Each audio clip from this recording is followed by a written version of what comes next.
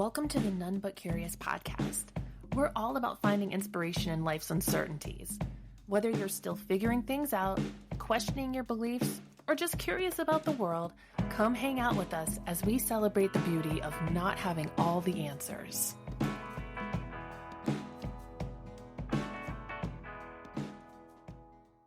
All right, so before we get into this episode, I just want to let you know that this will be the last episode of season 2. And this came about because as I was doing research for this episode, I realized that I am indeed deceiving myself. I've been lying to myself that I can handle the workload, that this is something I'm capable of taking on. I've been doing a lot of stuff in my personal life. There's a lot of stuff going on with my kids, and I just need to slow down. And not to mention all the stuff that's going on globally, politically. So I thought that this would be a really good topic to end with. So we are going to be exploring the concept of self-deception. And we're going to begin by defining self-deception, examining what happens in the brain during this process. Then we'll talk about how self-deception impacts both personal experiences and interactions with the broader community. And then finally, we're going to take a look at practical strategies for overcoming self deception. So, what is self deception? It occurs when an individual unconsciously convinces themselves of a belief that conflicts with objective reality. Unlike lying to others, self deception can be far more difficult to detect because it doesn't involve an external party, and the deceiver is also the one being deceived. Philosopher Jean-Paul Sartre referred to this phenomenon as, quote, bad faith, suggesting that self deception allows a person to avoid uncomfortable truths about themselves and their environment by constructing a false reality in which these truths are less threatening. From a psychological perspective, self deception can manifest in a variety of ways, including the denial of facts, cognitive distortions such as confirmation bias, and selective memory, where inconvenient details are suppressed or forgotten. The complexity of self deception is heightened by its unconscious nature. Unlike conscious dishonesty, which involves active intent, self deception operates below the surface of awareness, allowing individuals to genuinely believe the lies they tell themselves. What happens to our brain during self deception? Neuroscientific research reveals that self deception is tied closely to the brain's reward system and its processing of dopamine. Dopamine is a neurotransmitter that plays a critical role in motivation and pleasure. It influences optimism and directs attention toward positive outcomes. People with more dopamine receptors are more prone to self deception as they tend to focus on favorable evidence while downplaying negative information. Dopamine activates pleasure related areas of the brain, making individuals more likely to believe information that aligns with their desires.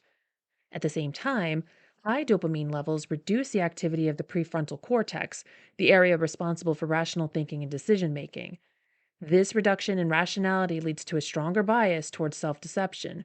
So essentially, when faced with conflicting information, people are more likely to ignore or diminish negative details if dopamine is driving them to focus on what feels good. Over time, this can become habitual as dopamine reinforces attention to rewarding cues, even in the face of contradictory or distressing evidence. The brain's default mode network, or DMN, which is involved in mind wandering and introspection, also plays a role in self deception. DMN constructs narratives about the self, and when those narratives are threatened by uncomfortable truths, it can distort information to maintain a more pleasant or acceptable story. This automatic mechanism helps protect the ego from distressing information, making self deception an unconscious but powerful defense strategy. The consequences of self deception extend beyond the individual, influencing their external experiences and interactions with the community. When we deceive ourselves, we alter our perceptions of the world, which impacts our decisions, relationships, and ability to engage meaningfully with others. Self deception often leads to conflicts in relationships. If one is deceiving themselves about their feelings, intentions, or behaviors, it becomes difficult to establish genuine connections.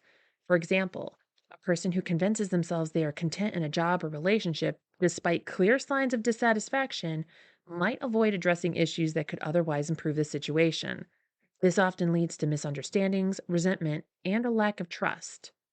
Self deception can lead to confirmation bias, the tendency to seek out information that supports one's pre existing beliefs while ignoring evidence to the contrary. In a community or societal context, this can foster groupthink, where individuals collectively deceive themselves into holding a shared but inaccurate belief. An example can be seen in political or social movements where participants, driven by self deceptive narratives, fail to recognize flaws in their ideologies. Self deception can also contribute to moral blindness, where individuals fail to recognize their own ethical shortcomings. In a 2015 study titled Moral Hypocrisy and Acting for Reasons How Moralizing Can Invite Self Deception, published in Ethical Theory and Moral Practice, Maureen C. explores how self deception about one's moral behavior can lead to moral hypocrisy. Individuals often convince themselves they are acting morally while engaging in unethical behavior, believing they are the exception to the moral rules they expect others to follow. This has significant implications for leadership, community roles, and organizational ethics, as self deception can create a domino effect of rationalized wrongdoing. One of the most infamous recent examples of self deception can be seen in the case of Theranos and its founder, Elizabeth Holmes. Holmes convinced herself, her employees, and her investors that her company's revolutionary blood testing technology was effective, even when mounting evidence suggested otherwise. As detailed in the 2022 article Theranos, The Limits of the Fake It Till You Make It strategy from Harvard Business Review, Holmes' self deception about the feasibility of Theranos' technology led to widespread corporate fraud. She convinced herself that the technology worked despite contrary evidence, which fueled further deception toward investors, partners, and the public. This case illustrates the dangers of self deception in leadership and its potential to cause significant harm to stakeholders and the broader market. The global financial crisis of 2008 provides another clear example of self deception at work on a systemic level. Many financial institutions engaged in risky behavior, convinced that they were immune to potential collapse. Individuals in positions of power believed the market would continue to thrive despite numerous red flags. As detailed in The Root of the Financial Crisis by Arnold Kling, published by the Hoover Institution, self deception played a key role in this crisis. Executives exhibited excessive confidence in their risk management strategies, while regulators were overly confident in the safeguards they believed were sufficient to ensure the stability of financial institutions. This widespread self deception among key players contributed to one of the most significant financial crises in modern history, which I fell victim to. Woohoo! Overcoming self deception is difficult given its unconscious nature, but it's possible. This process may involve an open minded and critical approach to life's uncertainties, coupled with practical strategies that help one recognize and address self deceptive tendencies. So, here are a few practical ways. Mindfulness and meditation. You knew it was coming. Practicing mindfulness helps individuals become more aware of their thoughts and feelings, aiding in recognizing cognitive distortions. Mindfulness involves focusing on the present moment and accepting it without judgment. This practice can help individuals become more attuned to their internal experiences and recognize when they might be engaging in self deceptive thinking. A study published in Perspectives on Psychological Science in 2016 found that mindfulness practice enhances emotional regulation and reduces bias. By cultivating a habit of mindfulness, individuals can improve their ability to confront uncomfortable truths and reduce self deception over time. There's also cognitive behavioral therapy, or CBT. CBT challenges irrational beliefs and cognitive distortions, making it an effective tool for addressing self deception. CBT involves identifying and restructuring negative thought patterns, which can help individuals become more honest with themselves about their behaviors and motivations. A meta analysis published in Cognitive Therapy and Research in 2012 found that CBT significantly reduces cognitive distortions and irrational beliefs.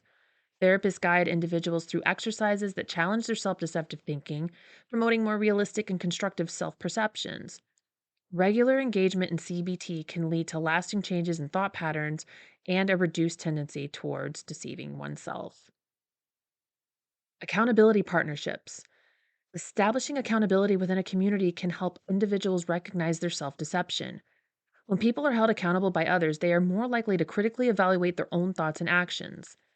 An article in Harvard Business Review in 2019 discussed how strong accountability systems in organizations help avoid groupthink and promote better decision making overall. By fostering an environment where individuals regularly check in with each other and provide honest feedback, Communities can help members stay grounded and avoid falling into self deceptive patterns. This practice is particularly effective in organizational settings where decision making can be swayed by collective biases. Journaling and self reflection.